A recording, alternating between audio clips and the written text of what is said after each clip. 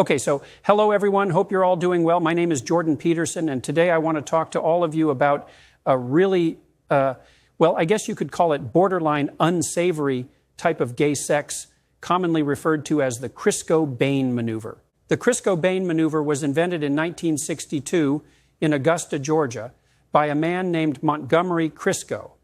Now, from what I understand, Montgomery Crisco is actually what many would call a demented faggot. Their words, not mine. And I'd also like to point out that he was, in fact, a Negroni, or what many would say is a black man, an African-American man, okay? So anyway, Crisco had a certain affinity for what was essentially getting hard, right? Or getting erect, from the stench of the flatulence of smaller, more demure dogs and cats, household pets, right?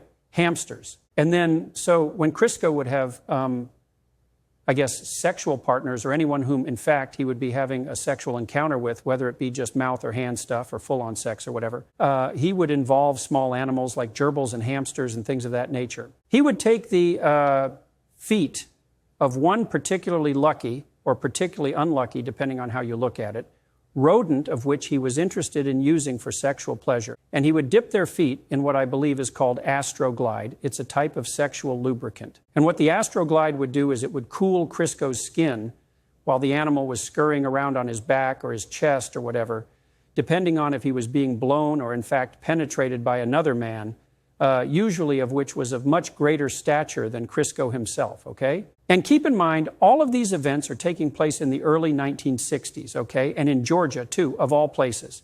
So people that fit under the umbrella of such an aggressive and downright despicable, I guess, genre of homosexuality were not necessarily the most revered breed at the time. So anyways, there was one particular day where Crisco was having some, hardcore gay sex with another large black guy by the name of Lawrence Bain. Lawrence Bain was rather infamous in the gay community at the time for not only his size, but his use of extreme force in the bedroom. So on this particular day, I believe it was August 18th, 1962, it was a rather hot day in Augusta.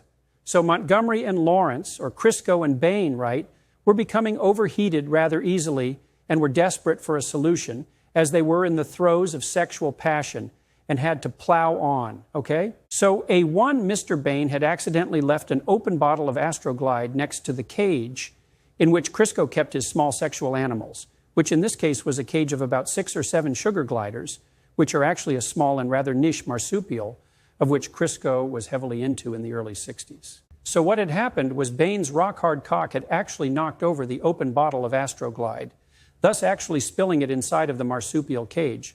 Of course, unbeknownst to Bain, he continued to plow. So after about 10 or so minutes, the first load was blown, and this is typically the point in time in which Crisco would introduce his small animals.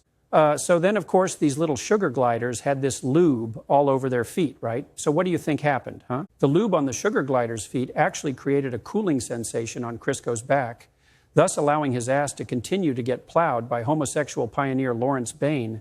And while they didn't know it at the time, they had unknowingly changed the southern gay scene forever. Now, the actual term Crisco-Bain maneuver wasn't actually coined until about 1980 by a guy in Alphabet City, New York, referred to most commonly as Lord Triumphant, which is obviously another Negroni. And if you haven't figured it out already, this maneuver is very much a black guy thing. And while the usage of the Crisco-Bain maneuver has significantly dwindled in the United States as of 2024, it's still very much popular in Jamaica and more rural regions of French Polynesia. So yeah, that's pretty much what I would call a basic crash course of the Crisco-Bain maneuver and its rich history. So thank you very much for watching, and that's my time. Thanks.